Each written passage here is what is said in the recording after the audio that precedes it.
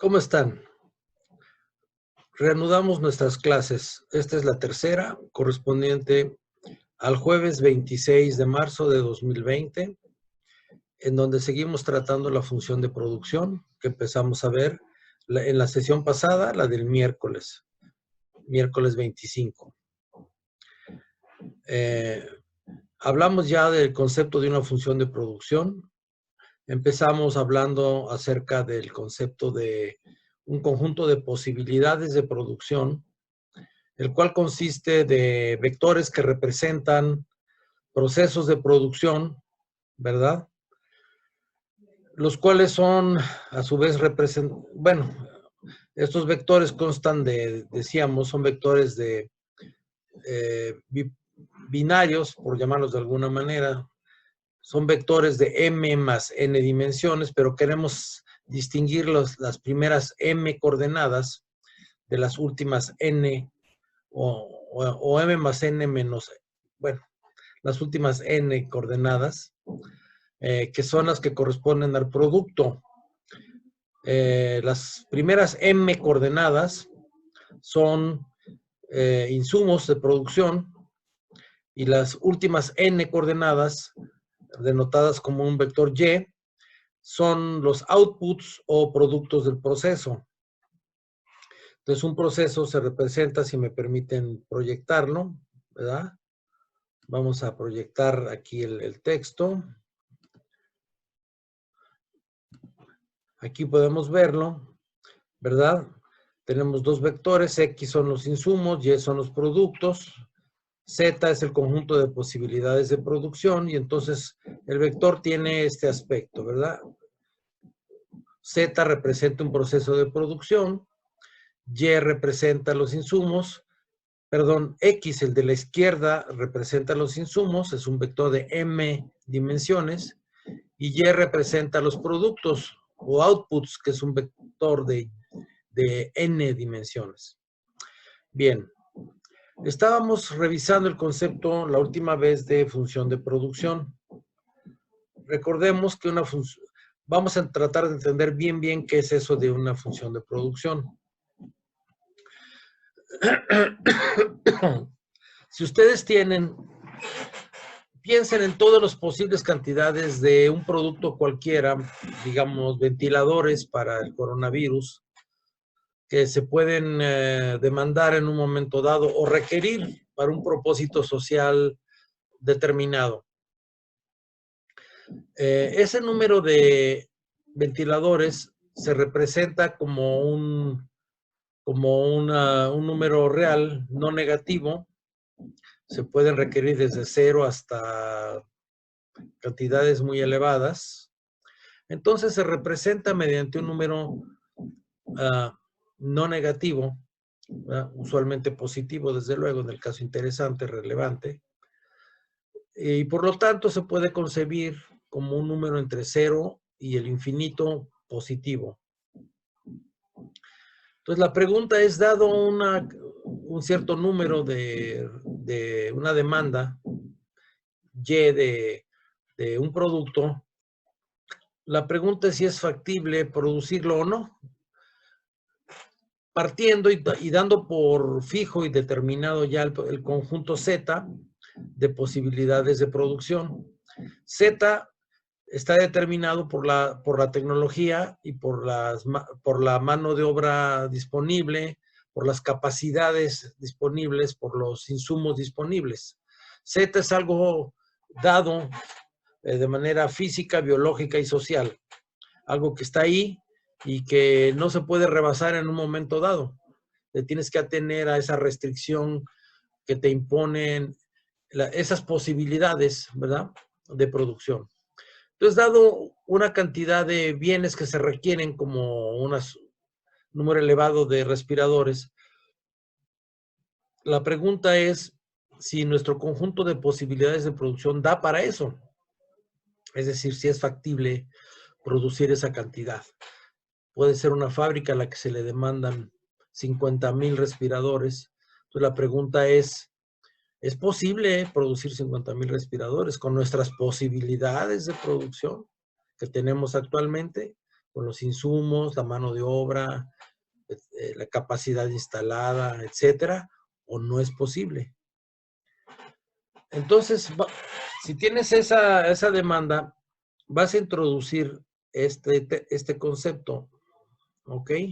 V de Y, que vienen siendo el conjunto de todos los requerimientos de factores para producir Y, donde Y es un target, es un objetivo, es una meta dada o una demanda dada. Entonces, V de Y es el conjunto de todos los posibles vectores de insumos que podrían ser utilizados para producir Y. ¿De acuerdo? Es posible que para algunas cantidades muy elevadas de Y o muy chiquitas también no exista ningún vector de factores que permitan producir Y. Pero en ese caso simplemente decimos que V de Y es vacío. ¿Sí? Es vacío, pero siempre va a estar definido. V de Y siempre está definido, aunque sea imposible producir Y. ¿Vale? Bien. Dado esto, entonces es factible, es posible definir la función de producción. La función de producción solamente se define, perdón, aquí es un poco difícil de mover esto, aquí mejor. La función de producción solamente se define para Y's, o sea, vectores de producto que son escalares. Un escalar es un caso límite de un vector, ¿verdad? Es un vector de una dimensión. En ese caso, Y la denotamos ya no con negrita, sino con itálica. Y bueno, obviamente la función de producción solo va a estar definida para procesos de producción que generan un solo tipo de producto. Es decir, que no tienen lo que se llama producción conjuntiva, ¿verdad? Von Neumann nos ha enseñado que en general hay que ver los procesos de producción como generando producción conjuntiva. Generan varios bienes al mismo tiempo, no nada más un solo tipo, ¿verdad? Por ejemplo, según von Neumann, la maquinaria depreciada en el proceso de producción también es un producto que egresa del mismo. Entonces ahí hay producción conjuntiva. La teoría supone, sin embargo, esta teoría que estamos considerando, supone que solo hay, que no hay producción conjuntiva y por lo tanto del proceso de producción egresa un solo tipo de bien. Puede ser un ventilador, ¿verdad? O un número de ventiladores, una cantidad de toneladas de maíz, pero el producto tiene que ser homogéneo, un solo tipo de producto, ¿vale? En ese caso, el conjunto de todas las posibles demandas del bien, pues es simple y sencillamente el conjunto de los hiperreales no negativos, ¿verdad? O de los reales no negativos, si tú prefieres por el momento. En ese conjunto demanda, son todas las posibles demandas, ¿verdad? Algunas de las cuales son absurdas, ¿verdad? 1 millón de millones de ventiladores, pues es una demanda absurda, que nunca va a existir en la realidad, no tiene razón de ser, pero está definida. Lo importante es que está definida. Y entonces la cuestión es que si existe un proceso de producción en Z para un cierto Y, una cierta demanda, pues entonces V de Y va a ser no vacío. Pero si no existe esa posibilidad de producción de esa suma de esa demanda, pues entonces V de Y, repito, es vacío y no pasa nada, ¿no? Ok, entonces X va a ser el conjunto de todos los insumos que pueden ser utilizados para satisfacer alguna demanda, conforme a las posibilidades de producción definidas por Z. Eso es muy importante, ¿ok? Y entonces, bajo estas condiciones, sí podemos definir una función de producción. Se define precisamente sobre X. El conjunto de todos los factores o de requerimientos de factores o de sistemas de insumos, ¿vale? Que permiten generar un número del producto, ¿verdad? Una cantidad del producto final. Entonces, la función de producción se define sobre X, sobre el conjunto de todos los factores factibles, ¿no? Que pueden ser operados realmente, ¿no? Con posibilidades de producción. Entonces, la función de producción va de X, de ese conjunto de factores, ¿sale? A el conjunto de los números reales. Básicamente es su estructura matemática. De hecho, va en los reales no negativos, ¿verdad? Se podría incluso definir así la función, como una función de los reales en los reales no negativos. Pero ¿qué efecto tiene la función sobre su argumento? ¿No? Es el mapeo, la transformación que hace. Lo que hace es transformar el vector de insumos del producto X.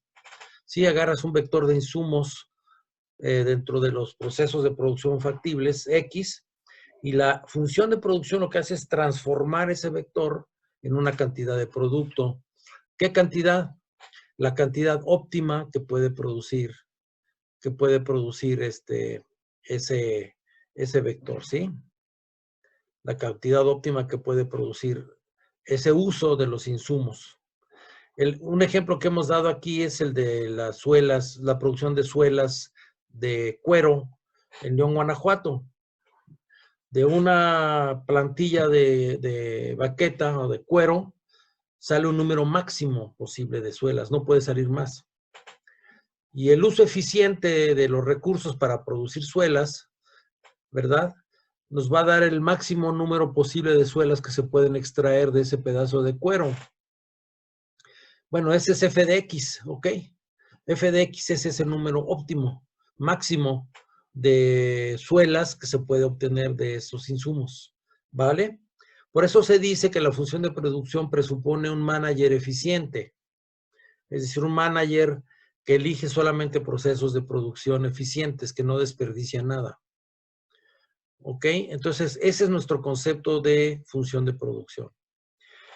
Bien, la vez pasada nos habíamos quedado con la intención de demostrar una proposición acerca de las funciones de producción, ¿verdad? Tenemos un teorema cuya primera cláusula nos dice que si Z admite eliminación gratuita, entonces F es no decreciente. La función de producción es no decreciente. ¿Pero qué quiere decir eliminación gratuita? Ese concepto depende del concepto de proceso de producción eficiente, ¿verdad? O de eficiencia, más bien, ¿no? Porque lo que nos dice eliminación gratuita es que cualquier proceso de producción que sea menos eficiente que uno que sea posible, también es posible. ¿Ok?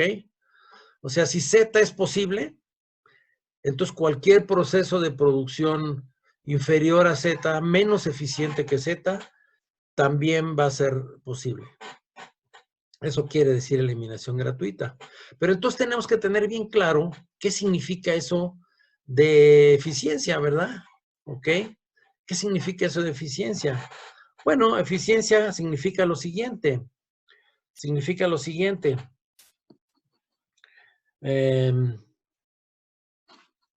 Decimos que el proceso Z' es menos eficiente que Z, donde ambos son procesos factibles, posibles, si se cumple la siguiente condición. O bien el vector de insumos de Zx contiene menos elementos que el de Z'X', o bien el vector de productos de Zy contiene más producto que el de Z'Y'. ¿Vale?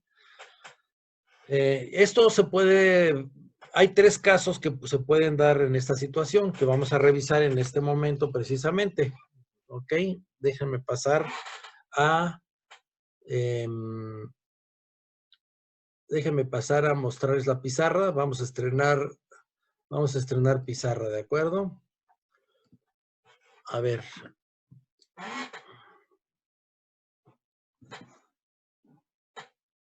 Ok. Bien, ¿cuál es el primer caso? En el primer caso tenemos la siguiente situación. Tenemos, si estamos viendo el caso en que Z, Z', a ver, déjenme, ¿dónde estoy? Aquí estamos. Z' es menos eficiente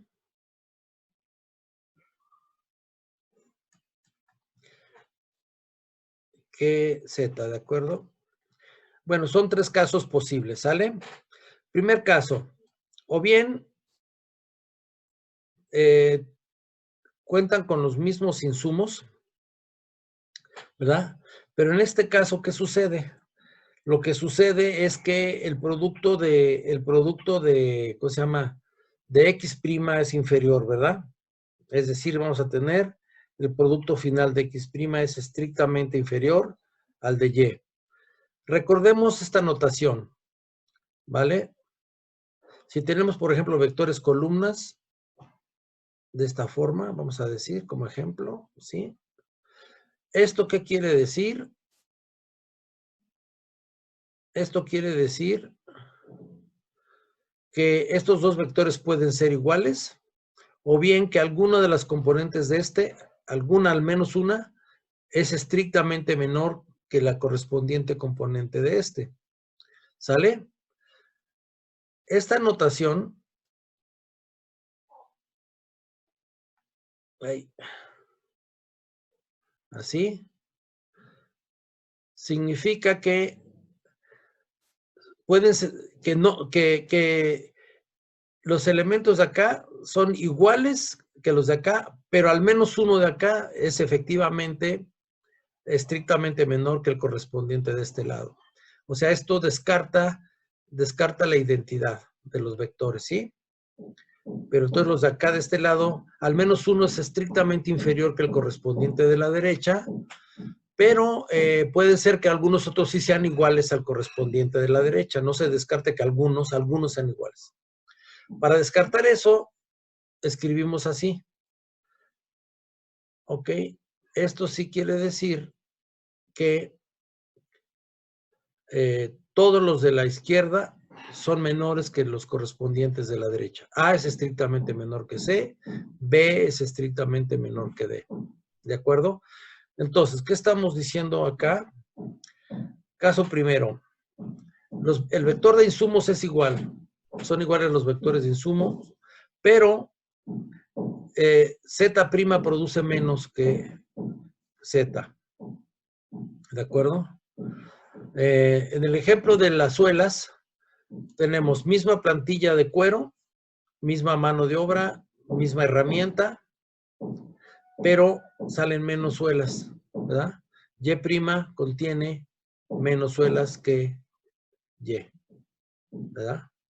Entonces, eso es ineficiencia en un caso. Siguiente caso. El siguiente caso puede ser que tengas que, vamos a ver, que Y', el producto sea igual, ¿verdad? Que los dos egresen el mismo producto, pero en este caso, el problema es que X'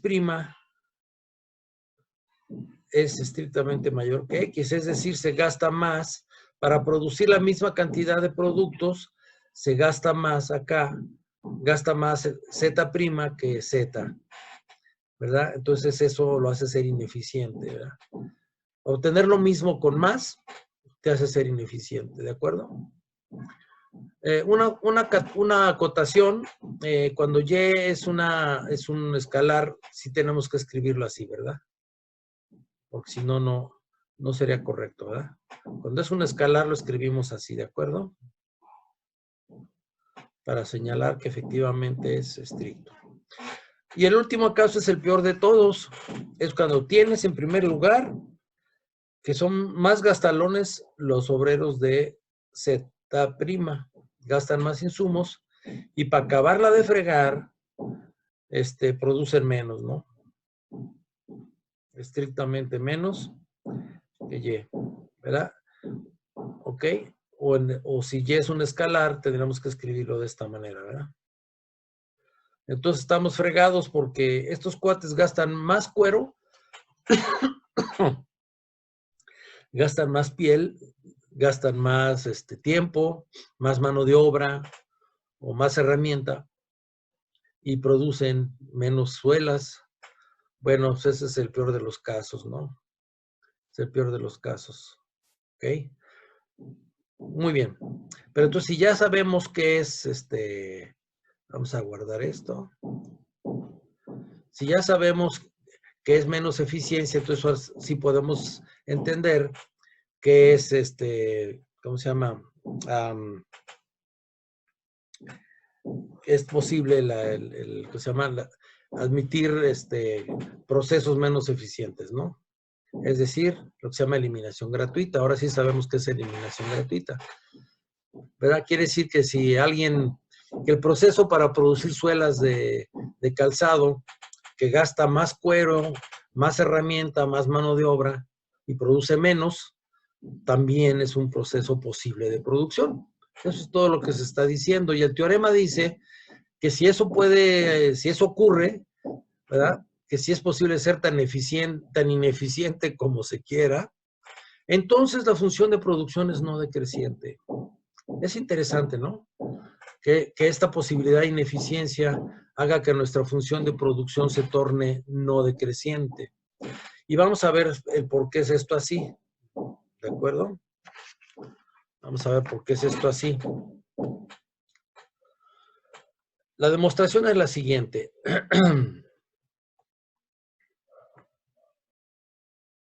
Aquí estamos.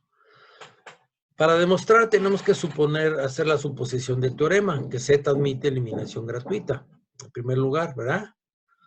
Y suponer para cualesquiera insumos posibles en las posibilidades tecnológicas de producción, considera el conjunto de las posibilidades tecnológicas y agarra dos vectores de insumos posibles, tecnológicamente posibles, cualesquiera. Llámalos X, X'. Si X es igual a X', como F es una función, inmediatamente F de X es igual a F de X'. Punto final. ¿Sí? Por lo tanto, no hay pérdida de generalidad en suponer que X es estrictamente menor que X'. Aquí estamos, ¿sale? Entonces, supongamos pues que al menos una componente de X es menor estrictamente que la correspondiente componente de X'. Y sea Z el proceso óptimo que utiliza los insumos X, ¿verdad? Es decir, X, F de X. Ese es el proceso óptimo por definición, el cual obviamente es un elemento de Z, pero entonces si Y es cualquier elemento, cualquier número real, ¿verdad? Si Y es estrictamente menor, perdón, si Y es menor o igual que F de X, entonces X', Y es más ineficiente, ¿verdad? Es menos eficiente que Z. Entonces, para cualquier Y, donde Y sea menor que F de X, este proceso tendrá que ser más ineficiente que el proceso ¿verdad? Es más ineficiente. ¿De acuerdo? Es decir, si Y satisface esta condición, ser menor o igual que F de X. Como X es estrictamente menor que X', entonces ya en caliente, ¿verdad? Aunque Y sea igual a F de X, de cualquier forma, es inferior. ¿De acuerdo? Aunque Y sea igual a F de X, sería inferior. ¿Por qué? Porque estaría produciendo lo mismo que Z con más, ¿verdad? Aquí está, con más, está dicho. X' gasta más. Entonces sería ineficiente aunque Y sea igual a F de X. Si Y es menor estrictamente que F de X, pues estamos peor, ¿no? En el peor de los casos posibles de ineficiencia. ¿Sale? Pero entonces, por lo tanto, para cualquier Y con estas características, el proceso X', Y tiene que estar en Z por la eliminación gratuita. En particular, como acabo de decir, f de x es una de esas y's, ¿verdad?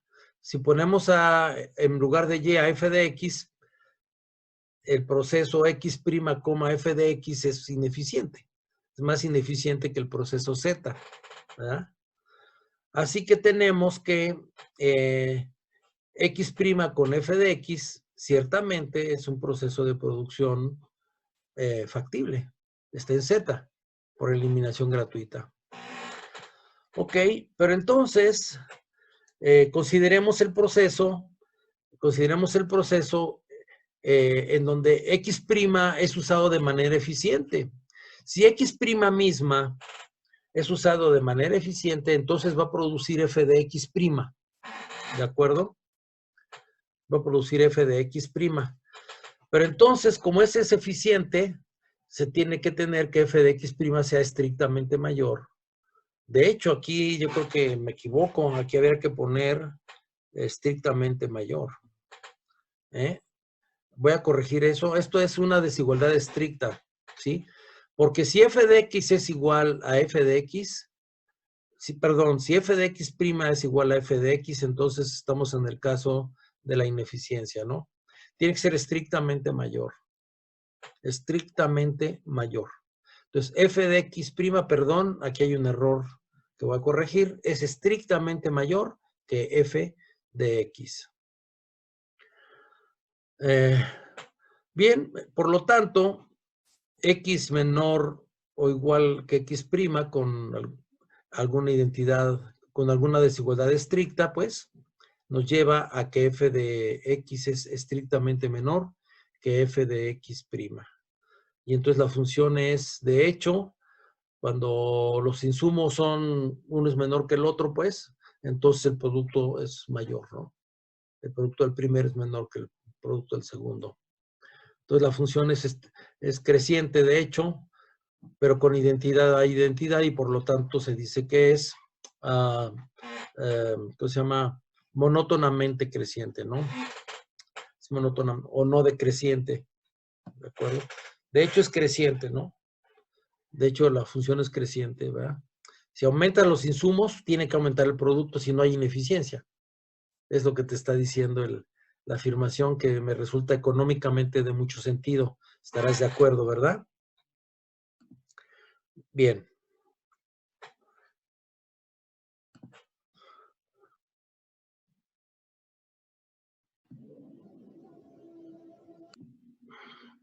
Procedemos ahora a ver la siguiente proposición.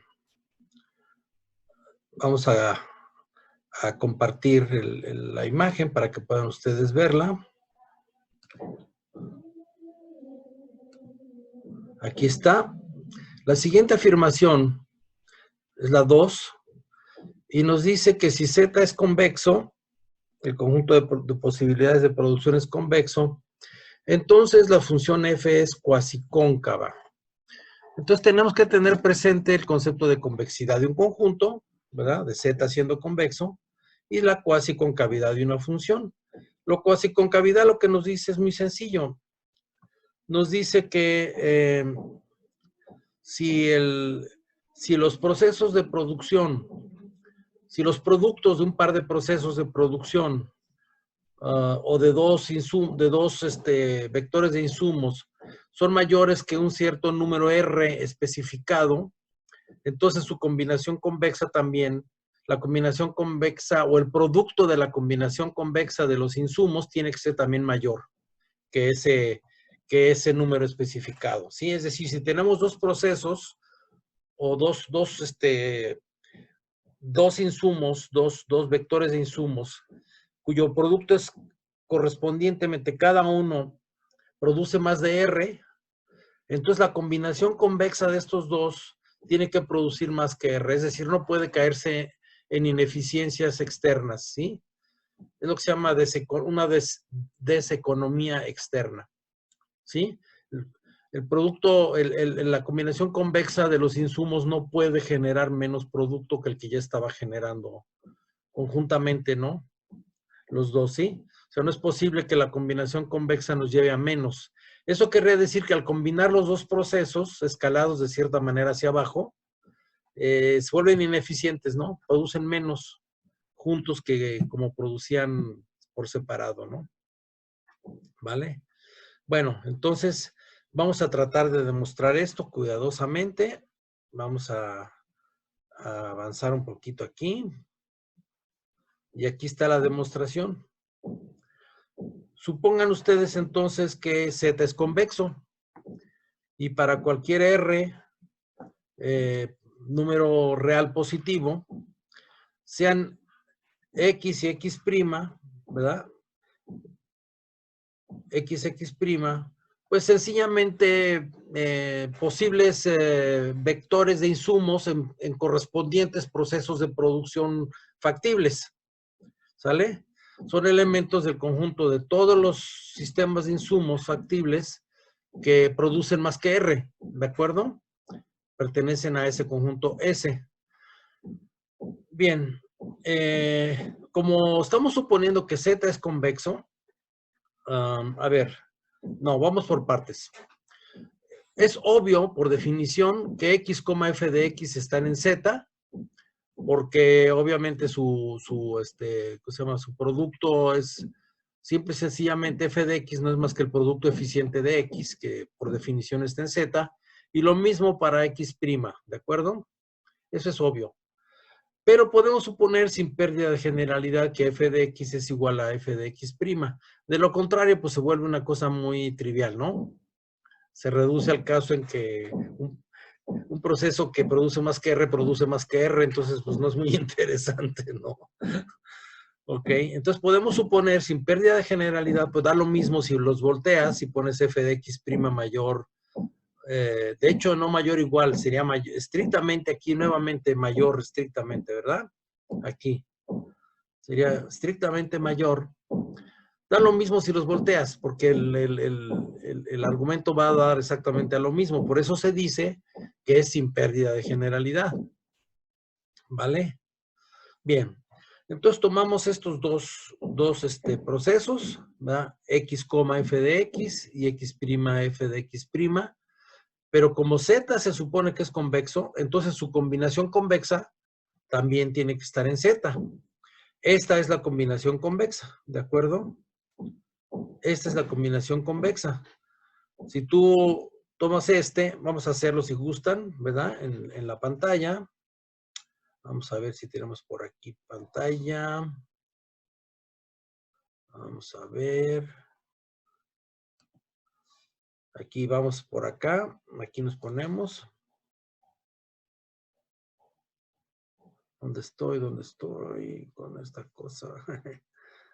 A ver, a ver. No encuentro. A ver.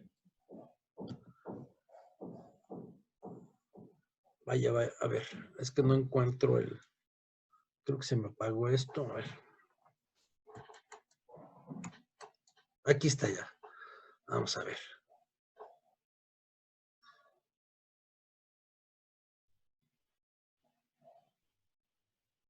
Aquí estamos ya. Perdón. Ahora sí. Entonces vamos a ver que sí es la combinación convexa, ¿verdad? Sería alfa de es X, coma, f de X, ¿verdad?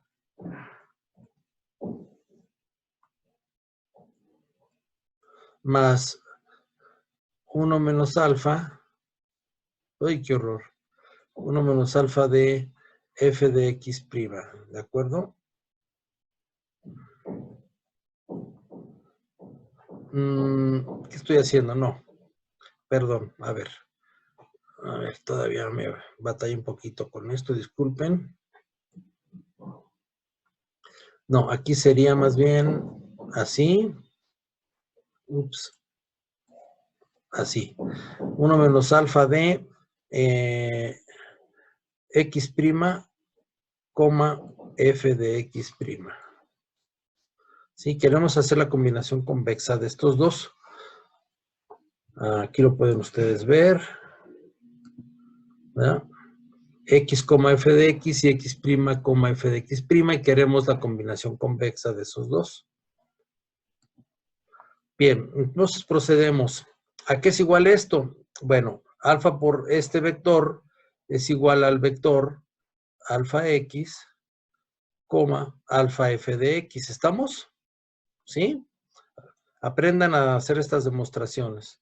Entonces, este es este, más el siguiente vector es 1 menos alfa por x', más 1 menos alfa por f de x'. ¿Verdad? Y sumando, ¿qué nos va a dar? Es alfa x más 1 menos alfa x', es igual a este vector, alfa x más 1 menos alfa x', perdón, aquí sería coma, otra vez, a ver.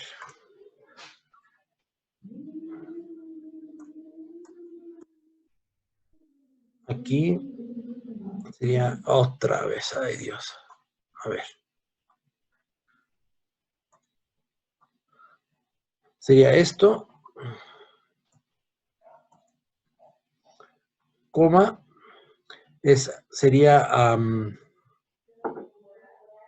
estoy sumando estos dos, ¿verdad? Alfa sería alfa de f de x, ¿verdad? Aquí, alfa de f de x, más este, 1 menos alfa de f de x'. Y eso es exactamente, ¿verdad? Lo que tenemos aquí. ¿Ok? Alfa de x más 1 menos alfa x', coma, alfa de f de x más 1 menos alfa por f de x'. Y estamos diciendo que pertenece a z por convexidad de z. Como los anteriores pertenecían a z, su combinación convexa también pertenece a z. Ahora bien, ¿qué pasa aquí? Tenemos por hipótesis que f de x es estrictamente, aquí es con estricto, ¿verdad? Estrictamente mayor que f de x'. Y por lo tanto, ¿qué vamos a tener aquí? A ver, bueno, alfa de f de x tendrá que ser mayor, estrictamente mayor que este, ¿de acuerdo? ¿Verdad? Este es estrictamente mayor que este, ¿verdad? Entonces, este es igual, esta parte de acá, el segundo sumando de acá, es igual exactamente al segundo sumando de acá. Por lo tanto, la diferencia la van a hacer este con este. Y aquí tiene que ser, obviamente, otra vez, estrictamente mayor, ¿verdad? Estrictamente mayor.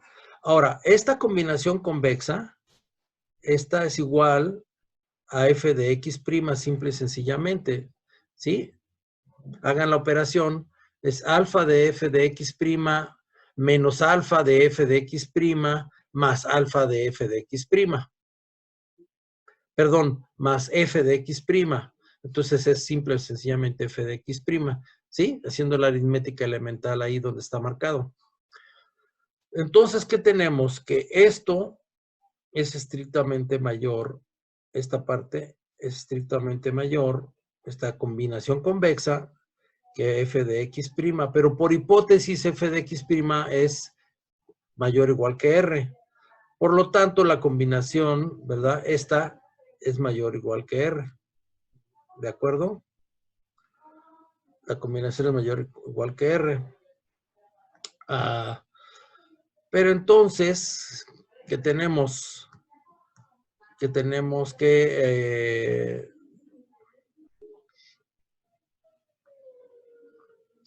esta combinación, que era la que nos interesaba, ¿verdad? Aquí se ve, por transitividad, esta es mayor que esta. Aquí se ve, ¿verdad? Mayor que esta. Es decir, esta es mayor que esta. Y entonces por transitividad esta, ¿de acuerdo? Es mayor que f de x' y por lo tanto es mayor o igual que r, que era lo que queríamos demostrar, ¿verdad? Queríamos demostrar que la combinación convexa está en S Ya lo hemos demostrado porque estamos viendo que el producto de la combinación convexa de los procesos de producción originales efectivamente es mayor o igual que R. Entonces no hay no se desinfla, la combinación convexa no desinfla la productividad, la eficiencia, y nos quedamos otra vez mayor o igual que R. Luego entonces, pues ya está, eso era lo que queríamos demostrar, ¿no? Que la función era cuasi cóncava. Eso quiere decir que la función f es cuasi cóncava, ni más ni menos. ¿Sale? Bueno. Ok.